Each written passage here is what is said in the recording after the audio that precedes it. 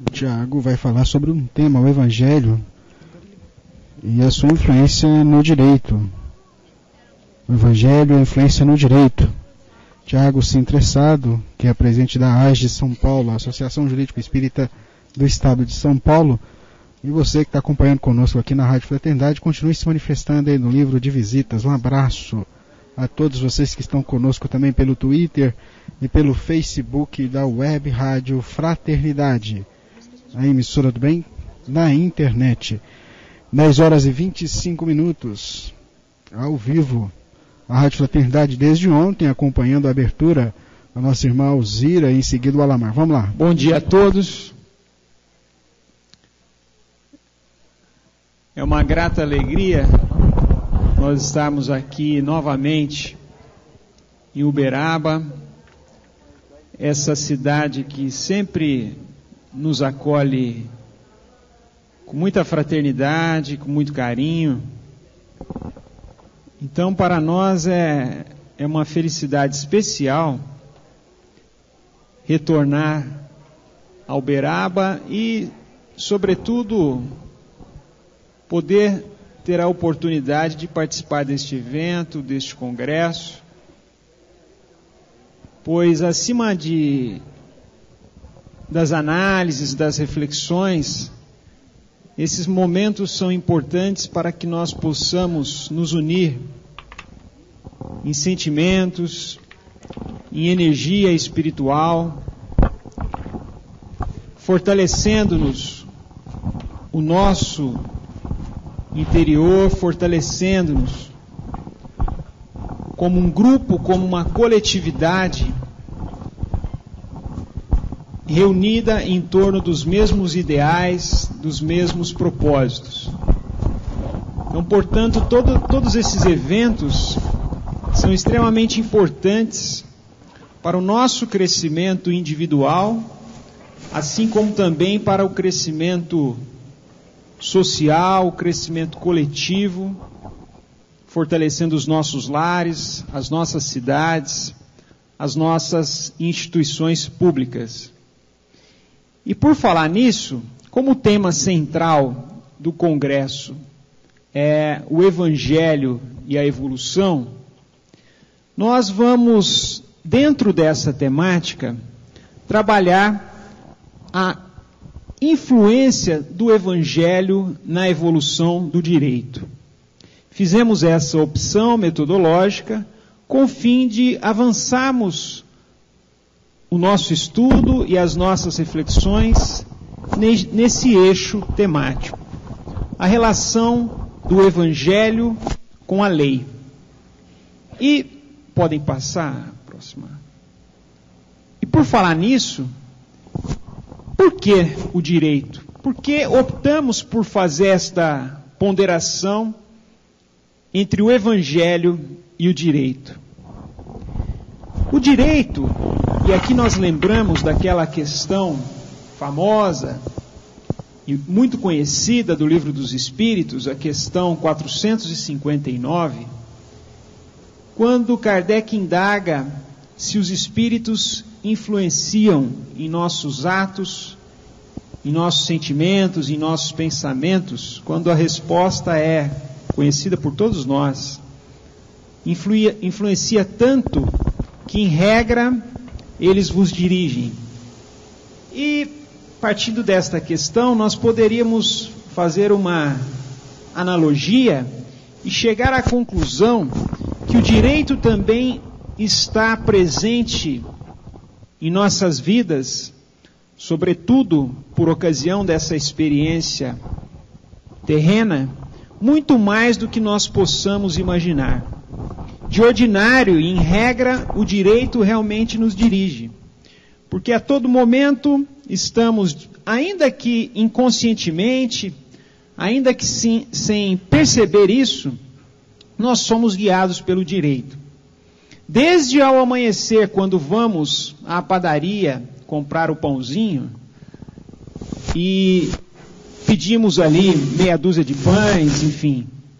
Isso é um ato, e depois pagamos por isso, é um ato de compra e venda.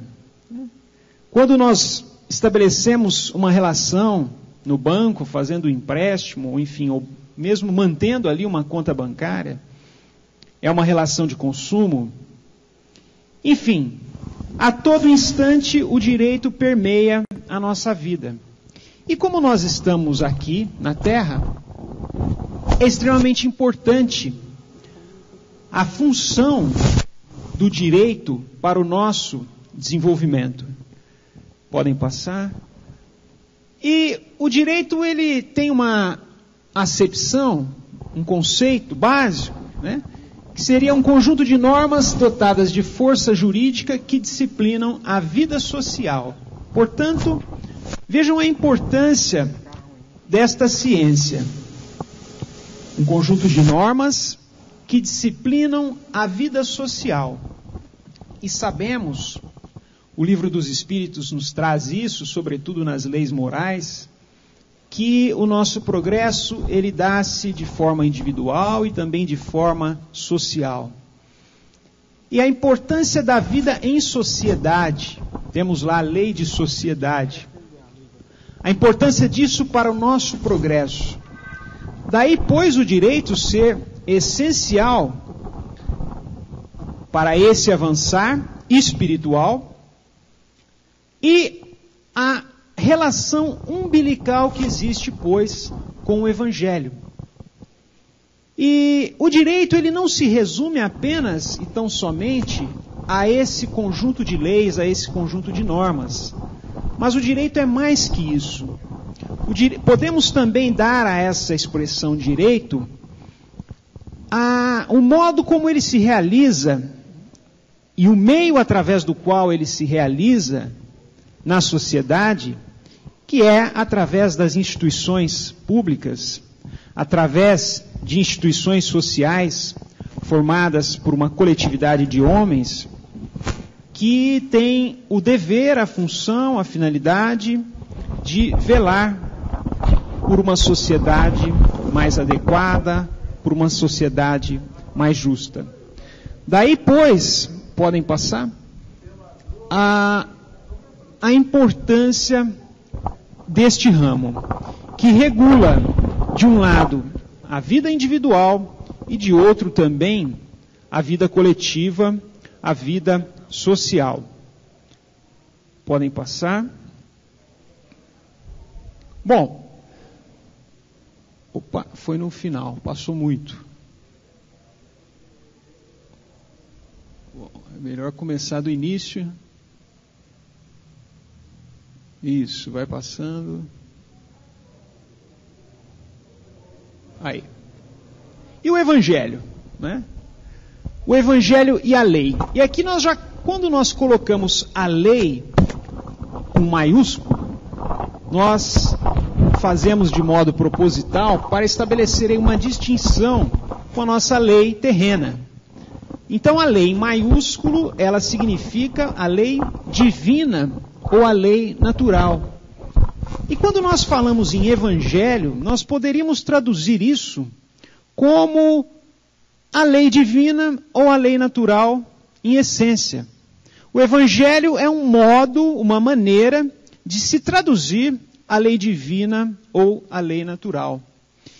E o nosso objetivo hoje é fazer, quando falamos em evolução, é fazer aí uma análise histórica desta relação entre o Evangelho, ou seja, a expressão da lei divina ou lei natural, e o nosso direito terreno, a nossa história social, e verificar em que medida o Evangelho vem influenciando esse direito, em que medida, em que momento nós nos encontramos e qual é o papel do Evangelho para o progresso do direito. Bom, ao fim e ao cabo, o que há de comum entre o Evangelho e o direito? E nós chegamos a essa conclusão, que ambos tendem para o progresso espiritual. Portanto, se aqui nos encontramos nesta experiência reencarnatória, é extremamente importante darmos atenção à atividade humana, ao que nós estamos realizando, a qual a nossa função, qual o nosso papel e qual a finalidade. E, tanto num caso quanto no outro, o Evangelho e o direito, o fim é o progresso espiritual. Porque se o direito aí tem esta função de regulamentar a vida social, de estabelecer qual é o interesse público, qual é o interesse maior, isso necessariamente tem que guardar uma consonância com o Evangelho, cujo fim principal é permitir o progresso espiritual.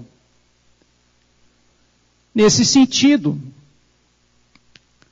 nós utilizaremos aqui como uma fonte de estudo e de reflexão a obra Brasil, Coração do Mundo, Pátria do Evangelho.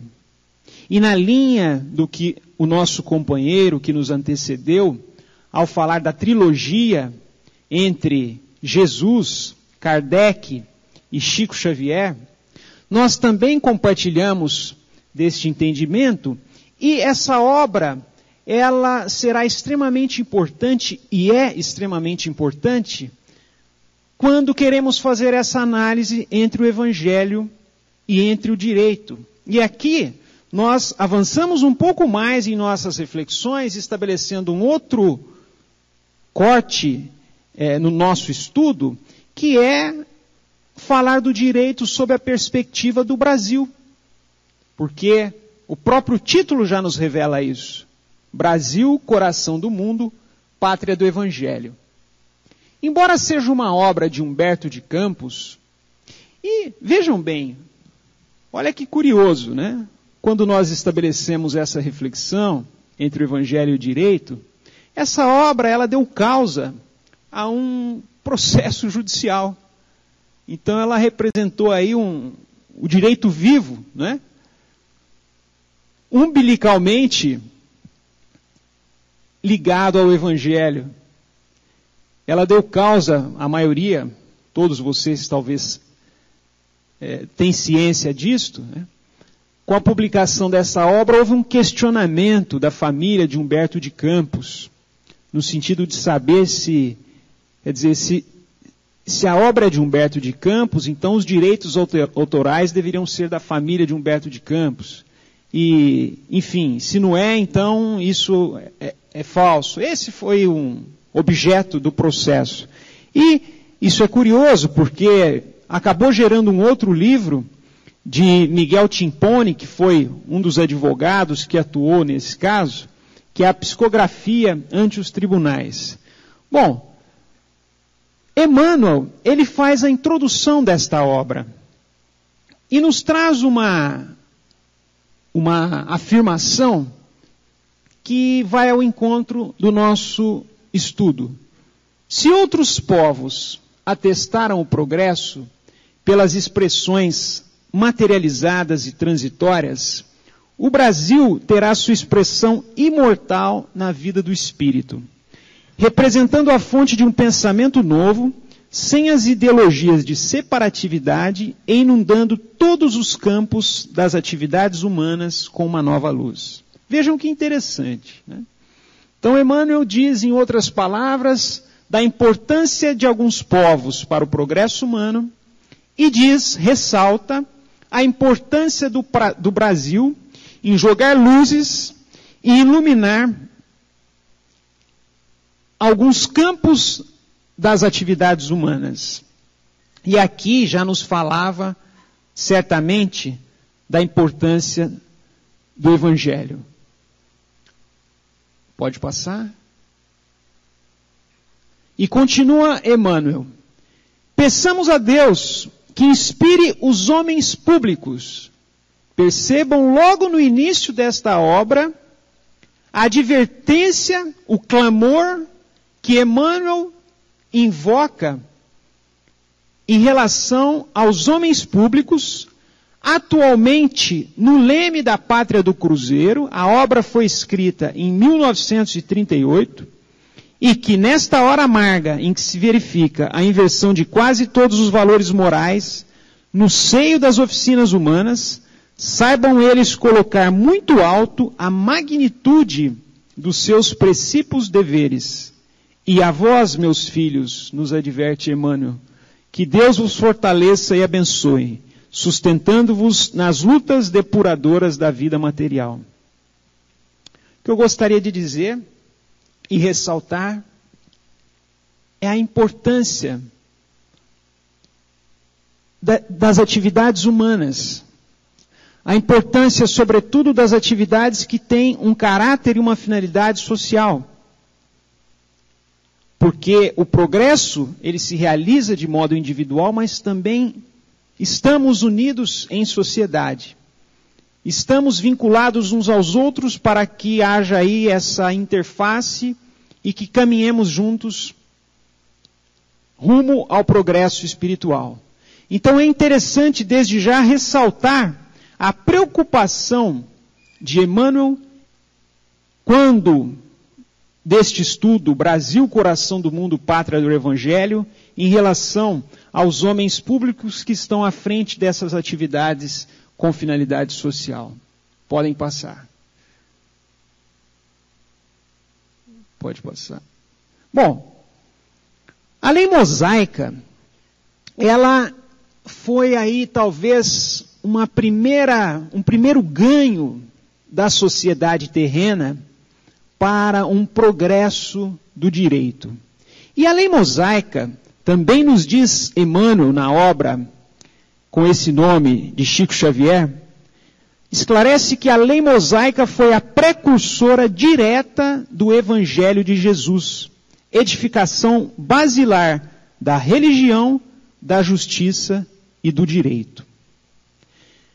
Percebam que para aquela época já foi um progresso muito grande para conter a fúria daquele povo. O Decálogo representou um avanço importantíssimo a refletir na evolução da religião, na evolução da justiça e na evolução do direito. Mais adiante nós temos aí, para dar um novo paradigma à justiça e ao direito, a lei do Cristo, o Evangelho, traduzido sobretudo nas bem-aventuranças. As bem-aventuranças representam uma tradução simples e fiel da lei divina. Resumidas essencialmente, podem passar, no amai ao próximo como a si mesmo e a Deus sobre todas as coisas. Essa é a essência do Evangelho de Cristo. Uma regra, uma norma de conduta, amai ao próximo como a si mesmo e a Deus sobre todas as coisas. Um mandamento ético que irá ser melhor explicado, tornado um pouco mais claro, sobretudo por meio de Allan Kardec, mas que resume a essência da doutrina do Cristo. Bom, mas a sociedade caminha, os homens cuidam de interpretar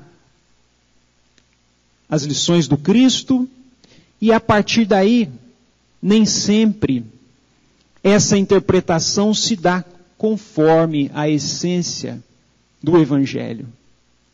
E por conta de sentimentos humanos, por conta da imperfeição e do estágio evolutivo em que nos encontramos, optamos por caminhos tortuosos, afastando-nos da lei do Evangelho. E daí a vinculação da igreja, da religião com o poder, usando o Evangelho para a aquisição de vaidade, para a prevalência de mandos e desmandos, para o abuso de poder, chegando ao ponto de existir aí uma confusão entre o poder temporal, o poder vigente numa determinada sociedade por um determinado tempo, com o poder religioso, digamos assim. E esse poder, ele vai sendo permeado pela sociedade. Em nome do Cristo, em nome de Deus, muitas atrocidades foram realizadas. Lembramos aqui o papel da Inquisição. A Inquisição, ela vai se iniciando em alguns países da Europa, França, Espanha, Portugal, Itália, e vai sendo permeada aos poucos, com o fim de estabelecer ali a prevalência de dogmas, a prevalência da força, mas não da força da justiça, conforme a sua essência, segundo o Evangelho, mas de uma força que se confunde com o arbítrio, uma força que não tem temor, que não tem receio em eliminar a vida alheia em nome desse poder, em nome dessa ideia de se tentar sufocar iniciativas que representavam um perigo para essas estruturas sociais vigentes. E aí nós vamos percebendo o medo que nos assola quando algo pode limitar a nossa capacidade de ação, e quando essa capacidade de ação, ela é conforme a um interesse individual, ela é conforme a um interesse particular, e não um interesse público, um interesse que está acima de nossos próprios sentimentos, de nossos próprios desejos privados.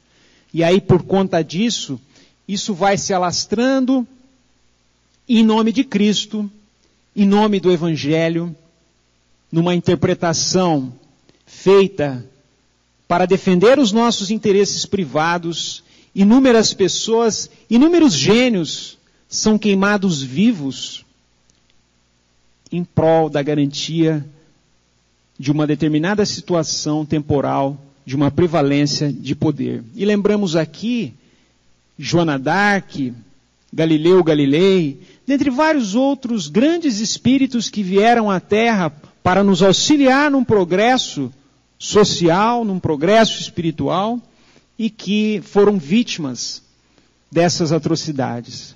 Podem passar? E percebam a vinculação entre o Evangelho, numa interpretação equivocada, e o direito.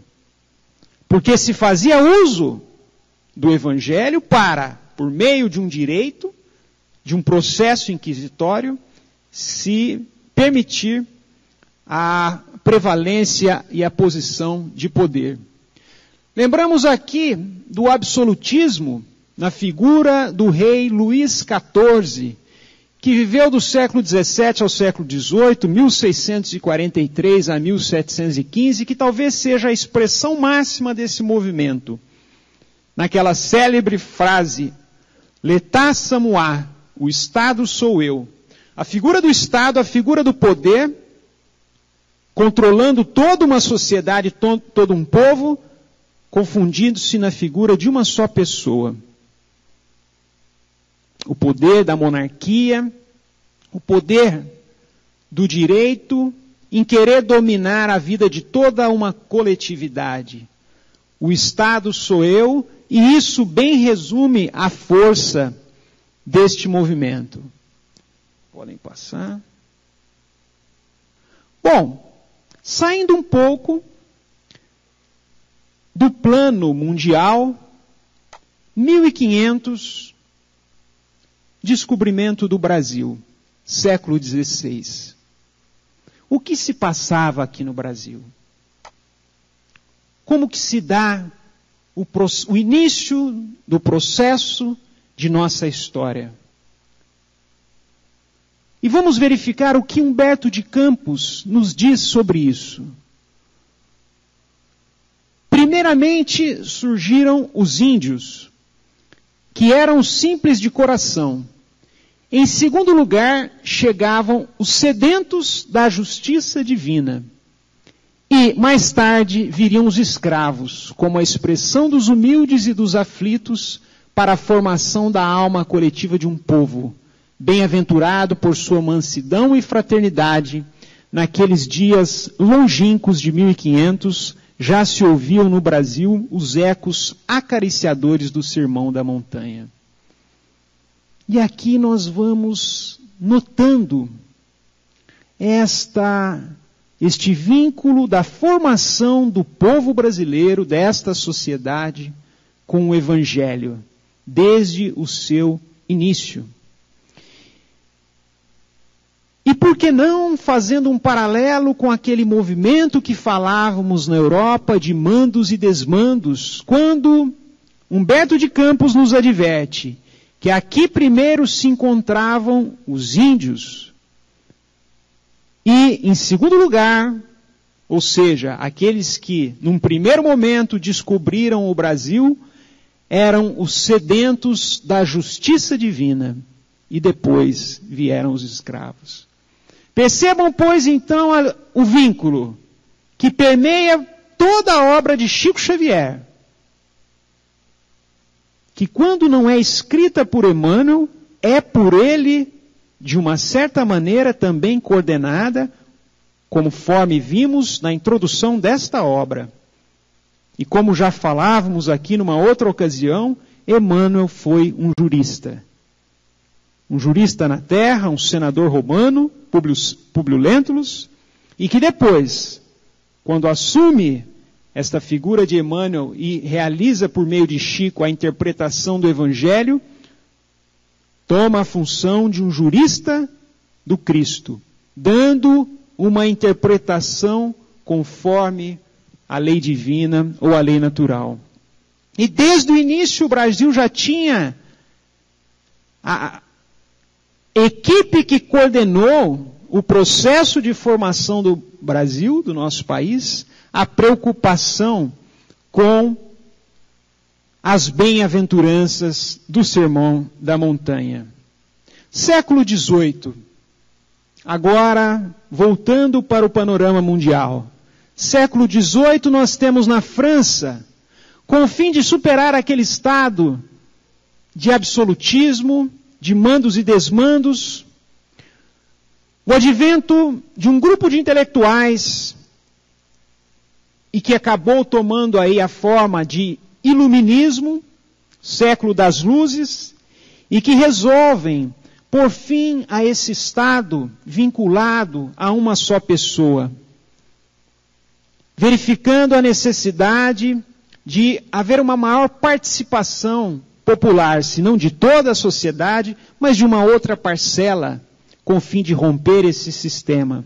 E temos em 1789 a conhecida Revolução Francesa, e que foi marco de uma transformação do direito, trazendo aí os princípios que resumem esse movimento político, social, intelectual, da liberdade, igualdade e fraternidade.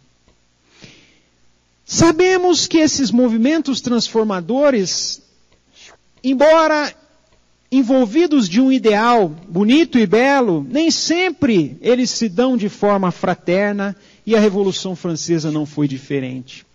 Tivemos inúmeros problemas, muitas pessoas morreram de forma violenta, em nome da liberdade, da igualdade e da fraternidade, mas não temos receio em admitir a importância deste movimento que transformou e vem transformando ainda o nosso direito, as nossas instituições públicas.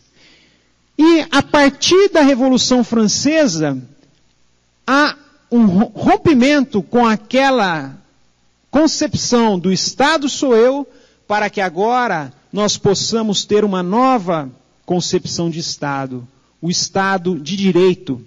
O Estado calcado não na vontade do soberano, mas o Estado calcado na vontade da lei. Lei que resulta de uma participação popular. Portanto, os governantes devem obrigação à lei e não à sua vontade própria. É, em essência, o caráter transformador do direito que se dá de um momento para outro. E a partir daí é que começam a surgir as constituições, que vão formando ali um corpo normativo de cada sociedade, de cada país, de cada estado, pode passar, o que representa um avanço considerável no direito. Pode passar, por favor. E quais são as perspectivas espirituais após a Revolução Francesa? O que nos diz Humberto de Campos, e aqui nós temos uma assembleia que é retratada por ele no plano espiritual, e essa obra, para quem não conhece, ela retrata ali a coordenação, o papel que exerceu Ismael, que foi um espírito designado por Cristo para coordenar o processo de desenvolvimento histórico do Brasil. Ismael, pois, é um designado por Cristo, e há uma assembleia em que se vem à tona a seguinte indagação em relação aí a esse movimento Revolução Francesa. Estarão enquadrados na lei divina os trágicos acontecimentos que se desenrolam na Terra? E essa pergunta se faz em relação a esse momento histórico, que, como eu disse, recheado de dor, de violência, de mortes. Os tribunais se instalam para julgamentos sumários, que terminam sempre por sentenças de morte. E aí, um espírito que estava presente nessa assembleia nos traz a seguinte resposta. Irmãos, explica o mensageiro, o plano divino é o da evolução.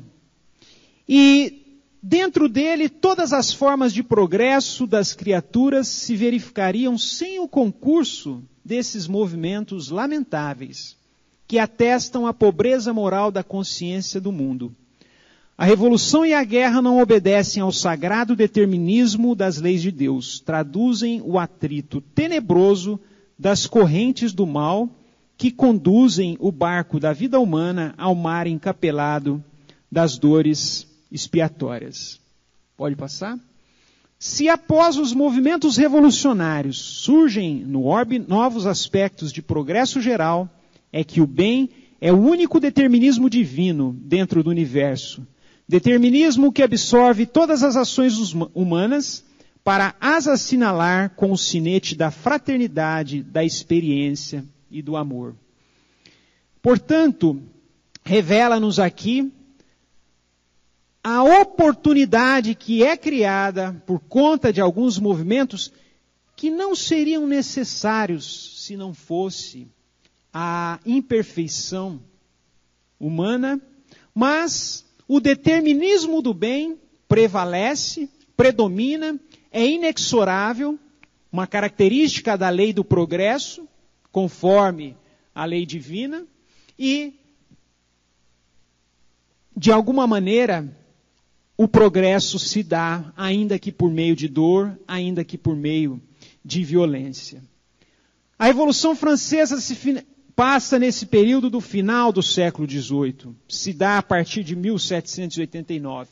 No século seguinte, adentrando aí no século XIX, nós temos a importância de Allan Kardec, que revive o cristianismo, que dá uma nova roupagem e que vem trazer ao mundo uma concepção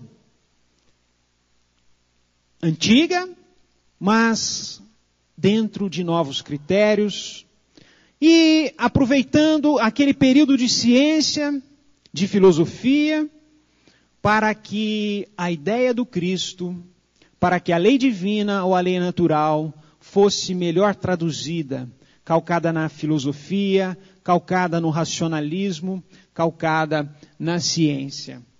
Bom, as leis morais, terceira parte do Livro dos Espíritos, retoma aquela concepção do amar ao próximo como a si mesmo e a Deus sobre todas as coisas. E na questão 617A do Livro dos Espíritos, nós aprendemos que as leis morais, elas dizem respeito ao homem em si mesmo e às suas relações com Deus e com seus semelhantes. Dando aí, pois, um caráter ético a essas leis morais, que em síntese é a relação do homem consigo mesmo, do homem com seus semelhantes e do homem com Deus. Essas três vertentes vão de alguma maneira e devem de alguma maneira influenciar o direito, influenciar a ética, para que essas três acepções possam guiar a nossa vida. Continuando, na questão 627, Kardec indaga: já que Jesus ensinou as verdadeiras leis de Deus, qual a utilidade do ensino dado pelos Espíritos? Terão eles mais alguma coisa a nos ensinar? Vejam só que Kardec fala o seguinte, em outras palavras: olha, já que a essência é a lei de Deus, qual o papel dos Espíritos em relação a isso? Há algo mais a ser acrescentado? E a resposta: muitas vezes a palavra de Jesus era alegórica e em forma de parábolas, porque ele falava de acordo com a época e os lugares. E aí nós vamos percebendo o quão é lento o avançar humano, mas nem por isso menos importante. Primeiro, a lei mosaica, que é tida por Emmanuel como a precursora do Evangelho, e agora o Espiritismo, com o fim de aclarar, melhor esclarecer as lições de Cristo ainda pouco compreendidas. E continua: agora é preciso que a verdade seja inteligível para todos. É necessário explicar e desenvolver aquelas leis, as leis de Deus, já que pouquíssimos são os que compreendem e menos ainda os que a praticam. Bom, fechemos esse parênteses em relação ao papel de Kardec, em relação ao Espiritismo. E ainda no século XIX, só que agora no Brasil, estávamos relembrando o momento inicial de construção da sociedade brasileira em 1500, e agora já estamos nos anos 1800. O Brasil ainda dependendo juridicamente, economicamente, subordinado, pois, a Portugal, ainda vinculado aí à família real, e Ismael, coordenador do nosso país, diz o seguinte, em relação a esse momento histórico: o momento da emancipação brasileira não tardará no horizonte de nossa atividade. Todavia, precisamos articular todos os movimentos dentro da ordem construtiva, a fim de que não se percam as finalidades do nosso trabalho. O problema da liberdade é sempre uma questão delicada para todas as criaturas, porque todos os direitos adquiridos se fazem de uma série de obrigações que lhes são correlatas. E continua: cumpre considerar que toda elevação requer a plena consciência do dever a cumprir. Daí a delicadeza de nossa missão, no sentido de repartir as responsabilidades. Precisamos difundir a educação individual e coletiva dentro das nossas possibilidades, formando os espíritos antes das obras. Percebam a grandeza dessa visão, da necessidade de permear pela sociedade, de forma individual e coletiva, os valores evangélicos, com o fim de preparar as criaturas antes das realizações das obras. Estávamos, pois, nesse processo que caminhava para a necessidade, com o fim de atingir o objetivo de tornar o Brasil pátria do Evangelho, caminhar para a necessidade de romper com o vínculo com Portugal e de tornar o país independente. Mas adverte Ismael a necessidade de que isso não poderia se fazer por meio de força, não poderia se fazer por meio de violência, mas sim por um processo de construção lenta, de reforma das criaturas antes do advento das obras. E por ocasião de uma assembleia espiritual, no final do primeiro reinado, diz Ismael o seguinte: irmãos, o século atual, como sabeis, vai ser assinalado pelo advento do Consolador à face da terra. E aqui ele retrata uma situação histórica antes do advento do Espiritismo, portanto. Nestes 100 anos, ou seja, no século XIX, se efetuarão os grandes movimentos preparatórios dos outros 100 anos que hão de vir. Já que estamos aí, o tema do congresso é esse, estabelecendo o vínculo entre a evolução e o direito, é muito interessante nós percebermos como que os espíritos trabalham. Cada coisa a seu tempo, mas sempre trabalhando. E nunca com uma visão a curto prazo. A curto prazo para nós. Porque 100 anos para eles também é um curto prazo. Mas vejam que a preocupação de se preparar o terreno do século XIX também com uma perspectiva dos outros próximos 100 anos. E continua Ismael: uma verdadeira renascença das filosofias e das ciências se verificará no transcurso destes anos, a fim de que o século XX seja devidamente esclarecido como elemento de ligação entre a civilização em vias de desaparecer e a civilização do futuro. Vejam que interessante. Quando ele fala da necessidade de se preparar o século XX, diz que o século XX há de ser o elemento de ligação entre a civilização em vias de desaparecer e a civilização do futuro, que está para além do século XX. Portanto, essa civilização do futuro que nos fala Ismael, por meio aí de Humberto de Campos, talvez nós estejamos no início dela, fazendo parte desse processo histórico.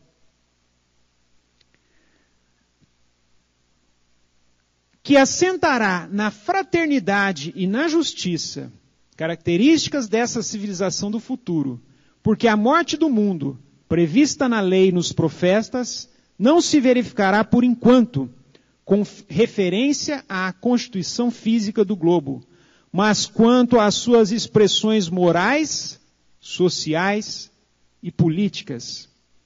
A civilização armada terá de perecer para que os homens se amem como irmãos. E continua: se as verdades novas devem surgir primeiramente, segundo os imperativos da lei natural, nos centros culturais do velho mundo, é na pátria do Evangelho que lhes vamos dar vida, aplicando-as na edificação dos monumentos triunfais do Salvador. Vejam bem, pois, a importância do Brasil neste contexto histórico em que estamos vivendo hoje, que é o início dessa civilização do futuro que nos fala Ismael. E da importância do Brasil em semear o Evangelho nas instituições públicas, em semear o Evangelho na sociedade como um todo, com o fim de que o nosso país possa dar uma contribuição diferenciada. Enquanto outros países tiveram um papel importante no progresso científico e progresso tecnológico, a missão do Brasil está fundamentalmente calcada em cumprir o Evangelho de Cristo em toda a sociedade como um todo. E ainda no século XIX, nós temos um outro fator importante de influência do Evangelho no direito, que é o movimento abolicionista. Como nos disse Humberto de Campos no início, aqui estavam os índios, depois vieram os sedentos da justiça divina e, por fim, os escravos. Estamos falando de algo tão recente. Há 150 anos atrás, a escravidão ainda reinava no Brasil. E certamente o movimento abolicionista foi fruto de uma influência forte, fortíssima, se não decisiva, por meio de espíritos grandes, sob o ponto de vista moral, que aqui estavam, para romper com essa estrutura. As falanges de Ismael, nos diz Humberto de Campos, contavam colaboradores decididos no movimento libertador, quais Castro Alves, Luiz Gama, Rio Branco e Patrocínio. A própria princesa Isabel, cujas tradições de nobreza e bondade jamais serão esquecidas no coração do Brasil, viera ao mundo com a sua tarefa definida no trabalho abençoado da abolição. E continua Humberto de Campos. Todos os ânimos se inflamavam ao contato das grandes ideias de liberdade. Publicações e discursos, com a amplitude que a opinião da crítica conquistara nos tempos do Império, exortavam as classes conservadoras ao movimento de emancipação de todos os cativos. Portanto, a importância do século XIX. Primeiro, a independência do Brasil, conforme vimos por Ismael, que era extremamente importante para o avançar da nossa sociedade, para ter uma característica própria, para assumir de fato a sua autonomia com o fim de dar cumprimento à sua finalidade espiritual. Ainda no século XIX, por meio destes espíritos, que certamente foram trabalhados por esta equipe, o papel de se concluir o fim da escravidão. E a diferença que isso fez no direito. Lógico, foi um começo. Verificaremos que ainda a situação não está resolvida, mas faz parte deste processo de evolução. Nós temos, em 1850, a extinção do tráfico negreiro, primeiramente. Já não poderia vir mais escravos para o nosso país. Em 1871, a lei do ventre livre. Aqueles nascidos de escravas não eram escravos mais. Em 1885, um embrião do Estatuto do Idoso, que era a lei dos sexagenários. Os acima de 65 anos também deixavam de ser escravos. Vão percebendo como que o direito ele vai num processo lento de evolução. E vão percebendo também que por trás disso temos que admitir a influência do Evangelho nesse movimento rumo à liberdade do ser. Finalmente, 13 de maio de 1888, por meio de uma contribuição notável da princesa Isabel, nós temos a Lei Áurea. Neste mesmo momento, pode passar, o Brasil, após a independência, começa a criticar a forma de governo. E, inspirado naqueles ideais da Revolução Francesa, passa a tomar corpo a ideia republicana.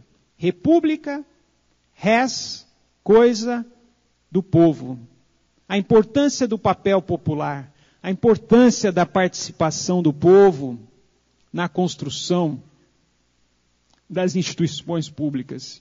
E aqui não podemos deixar de esquecer o papel fundamental de alguns espíritos que também certamente estão vinculados a essa equipe de Ismael, e lembrando aqui do papel de Rui Barbosa, Benjamin Constant e vários outros. Rui Barbosa, o Águia de Haia, que representou o Brasil numa convenção internacional, um dos pais da Constituição da República de 1891, que exerceu aí um papel importante na evolução do direito.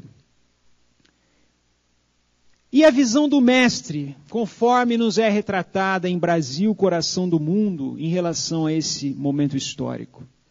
Irmãos, A pátria do Evangelho atinge agora a sua maioridade coletiva. Vejam que interessante.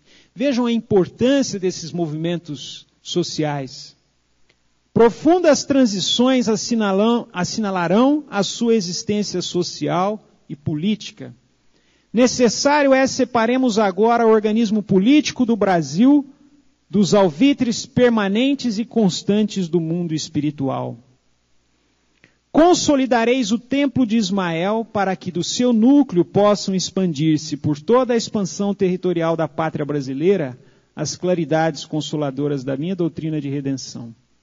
Abrireis para a caravana do Evangelho que marcha ao longo dos caminhos da sombra a estrada da revolução interior, cujo objetivo único é a reforma de cada um, sob o fardo das provas, sem o recurso à indisciplina perante as leis estatuídas no mundo e sem o auxílio das almas homicidas. A nova revelação não é dada para que se opere a conversão compulsória de César às coisas de Deus, mas para que César esclareça o seu próprio coração, edificando-se no exemplo dos seus subordinados e tornando divina a sua imperfeita obra terrestre. Neste momento histórico, nós temos a fundação e organização da Federação Espírita Brasileira, que exercerá um papel importante por meio do ideal de unificação, de disseminação de ideias sistematizadas da doutrina espírita. Neste mesmo tempo, nós temos em Sacramento Eurípides Barçanufo, que além de espírita, foi um homem público, que honrou o exercício dessa função, traduzindo na prática os ideais cristãos. Temos nesse tempo Gandhi, um advogado hindu, formado em direito em Londres, que lutou sem uso de armas, resistindo à violência para a paz do mundo, especialmente com o fim de libertar a Índia dos grilhões da Inglaterra. Temos aqui próximo de nós um aluno de Eurípides Barçanufo, em Franca, Tomás Novelino, que soube bem aplicar as lições do mestre. E temos, aqui em Uberaba, no século XX, Chico Xavier. No século XX, a obra Brasil, Coração do Mundo, Pátria do Evangelho, vai até a República. E como bem diz Humberto de Campos, daí para frente não dá para nós queremos prever o que vai acontecer, porque senão iremos tolir a liberdade dos que estão fazendo parte dessa história. Mas temos no século XX, além dessas figuras que falamos, que foram de vital importância, algumas outras atrocidades. Século este que nos falava Ismael, que prepararia e que seria extremamente importante para romper com o passado e preparar a civilização do futuro. Temos no mundo, a partir de 1914, a Primeira Guerra Mundial. Mais adiante, por volta de 1938, 1939, a Segunda Guerra Mundial. E após esses lamentáveis acontecimentos, podem passar? Nós temos, em 1948, um movimento importante, a Declaração Universal dos Direitos do Homem. Foi necessário atingir esse ápice de violência em colocar o homem num estado de banalização para que o próprio homem pudesse ser revalorizado. E surge aí nesse contexto, há um pouco mais de 50 anos atrás, o movimento em prol dos direitos humanos. E este movimento caminha por um processo de internacionalização, vai se disseminando por todo o mundo, assumindo uma característica de direitos essencialmente ligados ao homem, colocando-o no centro de todo o direito. Direitos imprescritíveis, ou seja, que não perde o valor jurídico com o decorrer do tempo. Direitos imanentes à condição humana, direitos indisponíveis, indivisíveis e interdependentes uns dos outros. Estamos neste momento histórico. Pode passar?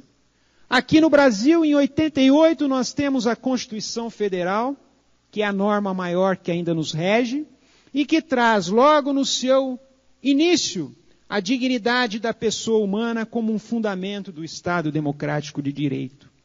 Reflexo deste papel produzido por homens, por uma coletividade, coordenado certamente por espíritos, pelo Mestre Jesus, que caminham aí numa tentativa de se permear o Evangelho no nosso direito e nas instituições públicas e sociais.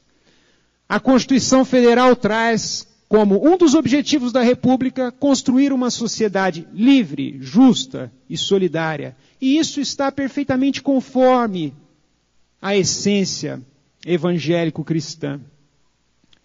A nossa Constituição traz direitos fundamentais, direitos sociais, direito à educação, proteção à criança e ao adolescente. E vejam o que nos traz o ECA, o Estatuto da Criança e do Adolescente. A criança e o adolescente gozam de todos os direitos fundamentais, inerentes à pessoa humana, sem prejuízo da proteção integral que trata esta lei, assegurando-se o desenvolvimento físico, mental, moral e espiritual. A introdução da palavra espiritual num texto de lei que vela pela proteção da criança e do adolescente já é um avanço. O espírito se tornou um valor jurídico admitido pelo legislador terreno. E como não enxergarmos nisto, a influência da equipe de Ismael, a influência do Mestre Jesus. Essa mesma disposição de desenvolvimento espiritual também está prevista no Estatuto do Idoso. Temos aí leis que buscam dar proteção à pessoa com deficiência, e ainda que num processo lento, mas nós já vamos percebendo as edificações serem construídas com normas e disposições que garantam a acessibilidade. Mudanças de calçadas, permitindo aí um rebaixamento para que os cadeirantes transitem livremente, é um avanço. No meio ambiente, a nossa Constituição Federal traz o meio ambiente como um direito de toda a coletividade e como um dever de defendê-lo e preservá-lo para as presentes e futuras gerações. E nós que acreditamos na reencarnação, é um direito que nós devemos dar atenção até em benefício próprio, porque queremos voltar à Terra numa melhor condição ambiental. Avançando, a nossa lei prevê a tutela da moralidade administrativa. Está na Constituição Federal o dever que tem o agente público de velar pela, a expressão é essa, moralidade administrativa.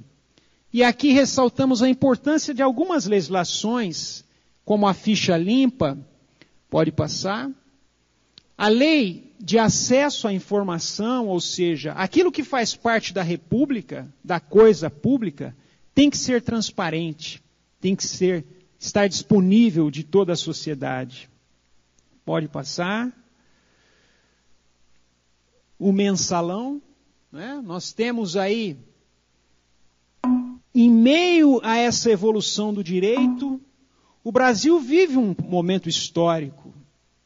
Algumas pessoas que exercem alguns cargos, e não estou aqui vinculando, mas tentando analisar simbolicamente o que está ocorrendo, mas é de um significado razoável, porque a nossa justiça, ela está acostumada apenas e tão somente a julgar aqueles menos favorecidos economicamente. E a lei, a norma é para todos, independentemente de condição social, classe econômica. Bom, destacamos ainda, pode passar, a importância de algumas ações afirmativas com o fim de resgatar aquele passado triste de escravidão e tentar elevar e possibilitar a classe negra a uma melhor condição de vida. E isso é extremamente importante nesse processo de equiparação jurídica com o fim de promover um avanço de toda a nossa sociedade. Bom, chegando ao nosso ponto final. Qual a contribuição do Evangelho para o avanço do direito? Como um resumo de todo o ideal estampado na obra Brasil, Coração do Mundo, Pátria do Evangelho. A necessidade de se espiritualizar, de se evangelizar os operadores do direito. E quando nós falamos em operadores do direito, incluímos também todos os cidadãos, porque o direito, como eu disse no início, ele está afeto à vida de cada um de nós. Precisamos contribuir para a educação de nossos filhos, para que possam ter uma consciência ética e justa, para que essa transformação se ocorra de modo efetivo em todo o seio social. Justiça é sentimento, e não apenas dogmas, e não apenas textos de lei. Sentença vem de sentire, sentir.